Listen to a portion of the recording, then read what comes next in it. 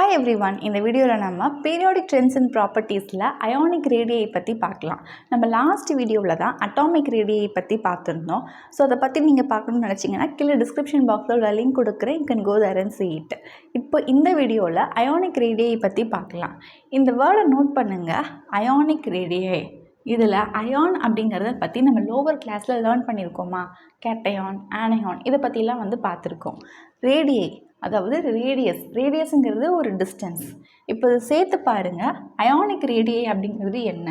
Ionic ரேடியை அப்படின்னா அயானில் வரக்கூடிய ஒரு டிஸ்டன்ஸ். அதாவது அயானில் நியூக்ளியஸோட சென்டரில் இருந்து ஒரு பாயிண்ட் வரைக்கும் இருக்கக்கூடிய ஒரு டிஸ்டன்ஸ்.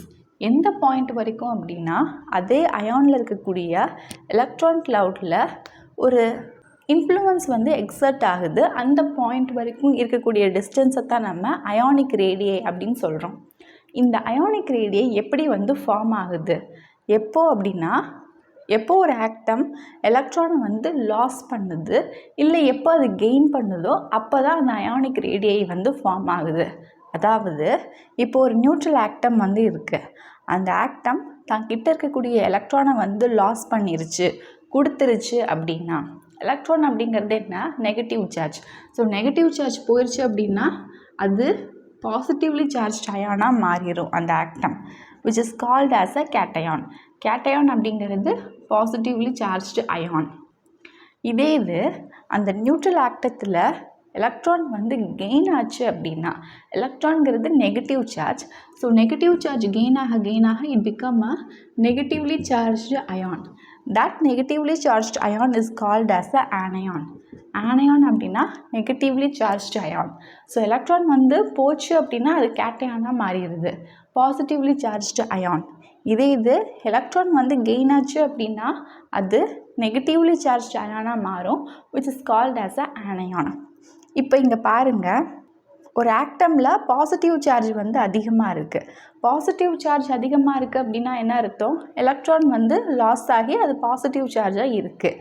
அப்படிங்கிறப்போ அந்த கேட்டயானுடைய சைஸ் எப்படி இருக்கும்?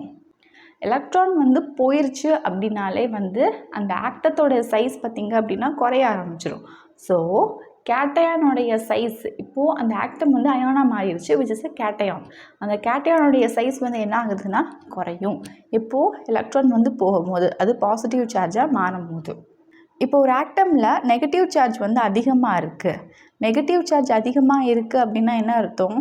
அது ஆனயான். அதோடைய சைஸ் எப்படி இருக்கும்? நெகட்டிவ் சார்ஜ் அதிகமாக இருந்தாலே எலக்ட்ரான்ஸ் அதிகமாக இருக்கிறதா அர்த்தம். அப்போ ஆனயானுடைய சைஸ் அதிகமாக தான் இருக்கும்.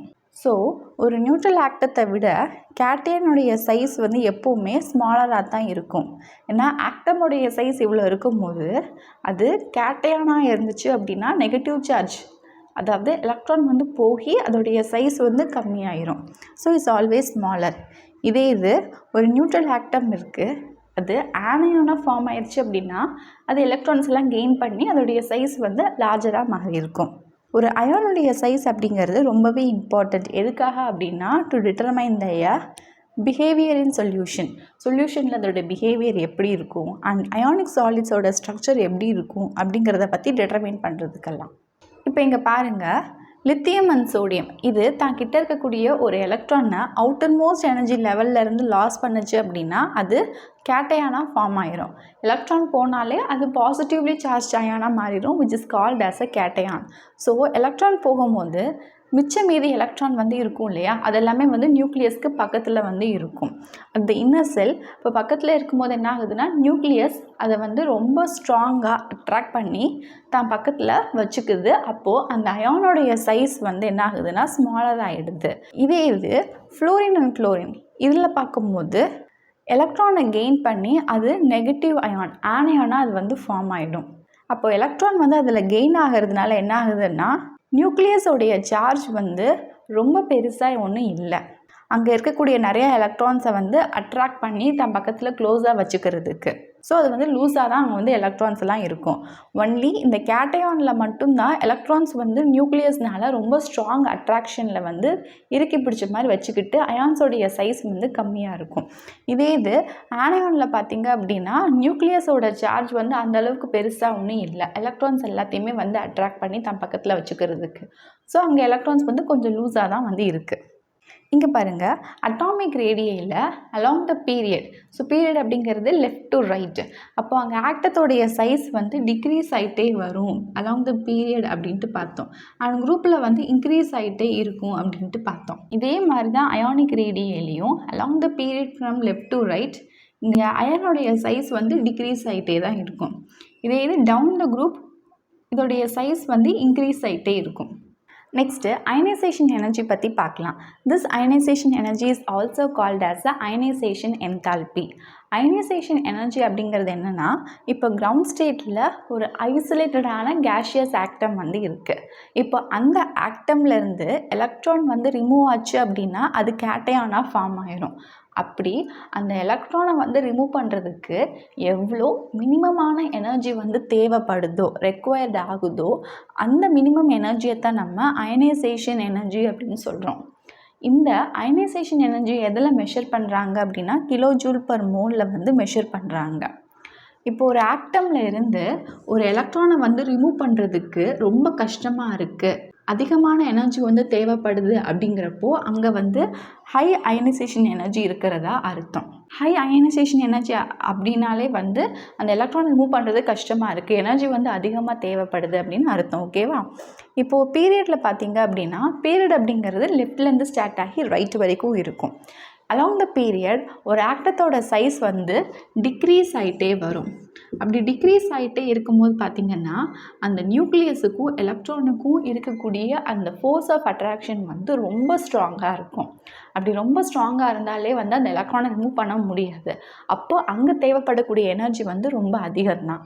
அப்போ அதிகமான எனர்ஜி தேவைப்படுறதுனால அங்கே அயனைசேஷன் எனர்ஜி வந்து ரொம்ப அதிகமாக இருக்கும். So this ionisation energy increases along the period from left to right. Increase ஆகிட்டே போகும் அந்த அயனைசேஷன் எனர்ஜி. ஏன்னா அங்கே ஃபோர்ஸ் ஆஃப் அட்ராக்ஷன் ஸ்ட்ராங்காக இருக்கிறதுனால between the nucleus and the electron. இதே இது குரூப்பில் பார்த்தீங்க அப்படின்னா குரூப் அப்படிங்கிறது டாப்லேருந்து பாட்டம் வரைக்கும். இங்கே ஒரு ஆக்டத்தோட சைஸ் வந்து கூடிக்கிட்டே வரும். ஸோ இன்க்ரீஸ் ஆகிட்டே வரதுனால என்ன ஆகும்னா நியூக்ளியஸுக்கும் எலக்ட்ரானுக்கும் இருக்கக்கூடிய அந்த ஃபோர்ஸ் ஆஃப் அட்ராக்ஷன் அப்படிங்கிறது கொஞ்சம் லூஸாக தான் இருக்கும், ஸ்ட்ராங்காக இருக்காது.